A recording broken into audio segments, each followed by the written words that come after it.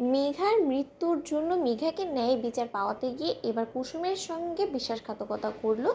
আয়ুষ। হ্যাঁ বন্ধুরা, ভিডিওতে লাইক দিয়ে দেখতে থাকুন। যে মুহূর্তে কিনা কুসুমকে আদালতে হাজির করার জন্য প্রেজেন্ট ভ্যানে করে আদালত প্রাঙ্গণে আনা হয়, ঠিক সেই মুহূর্তে যখন কিনা কুসুম অসহায় দৃষ্টিতে আয়ুষের দিকে তাকিয়ে থাকে, ঠিক তার পর মুহূর্তে শঙ্কর যখন কিনা কুসুমের কাছে ছুটে যায় এবং বলতে থাকে যে মারে তুই একদম টেনশন করবি না, আমি আমার গায়ের যত রক্ত আছে সে সমস্ত কিছু বিলিয়ে দিয়ে হলো তোকে যে কোনো মূল্যে হোক না কেন সসম্মানে আমি এখান থেকে বার করবই,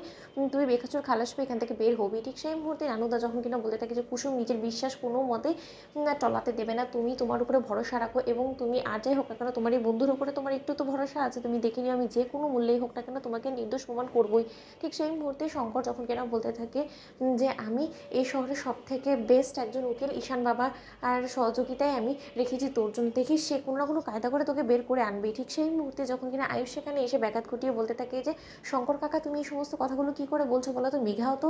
কুসুমের মতনই তোমার মেয়ে ছিল তাই না, তাহলে মেঘা যে মানুষটা কিনা নিজে অকালে মৃত্যুবরণ করলো শুধুমাত্র তোমার মেয়ের কারণে, তোমার মেয়ের হিংসা প্রতিহিংসা এতটাই মেঘার প্রতি ছিল যে ও রীতিমতো মেঘাকে সহ্য করতে না পেরে ও মেঘাকে খুন করতে বাধ্য হলো, সেখানে কিনা তুমি তোমার মেয়েকে আরও বেশি ইন্ধন জগিয়ে যাচ্ছ, তুমি মনে করছো যে তোমার মেয়েকে তুমি বেকসুর খালাস করে তুমি আদালত থেকে বের করে নিয়ে যেতে পারবে।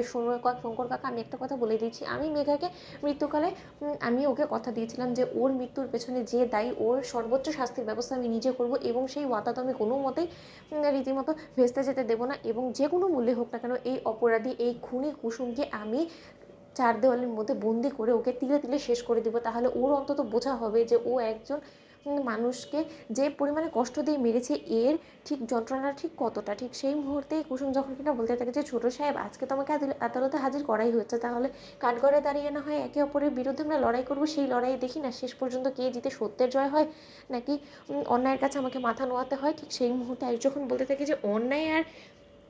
ন্যায়ের কথাটা তো তোমার মুখ থেকে কোনো মতেই মানায় না কুসুম, অ্যাটলিস্ট এই মুহূর্তে দাঁড়িয়ে তুমি তোমার উপরে কোনো মতেই বিশ্বাস করতে পারছি না, যার কিনা একবারও মেঘার মতো মানুষের উপরে গুলি চালাতে হাত কাঁপলো না, বুক কাঁপলো না, সেই মেয়ে যে অনবরত আদালতে দাঁড়িয়ে মিথ্যে কথা বলে নিজেকে নির্দোষ প্রমাণ করার সর্বোচ্চ চেষ্টা চালাবে না সেটা নিয়ে আমার কোনো রকম কোনো সন্দেহ নেই, কিন্তু আমি আজকে আদালতে দাঁড়িয়ে তোমার বিরুদ্ধে সেই সমস্ত সাক্ষী দেবো যেটা কিনা আমি সচোখে দেখেছি এবং যে সমস্ত কিছু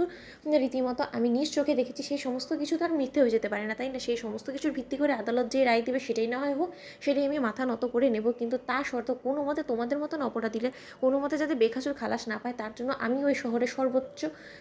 বেস্ট যে লয়ার আছে তাকে লাগিয়েছি, মেঘাকে ন্যায় বিচার না পাওয়ানো পর্যন্ত এই আয়ুষ্মান গাঙ্গুলি তোমাকে কথা দিল কোনো মতে দমে যাবে না। ঠিক সেই মুহূর্তে সেই শঙ্কর কাকা যখন কিনা বলতে থাকে যে আচ্ছা আয়ুষ বাবা তোমার সত্যিই মনে হয় যে কুসুমের মতন একটা মেয়ে জঘন্য কাজ করতে পারে, তো বন্ধুরা লাইক এবং শেয়ার করে সাবস্ক্রাইব করতে ভুলো না।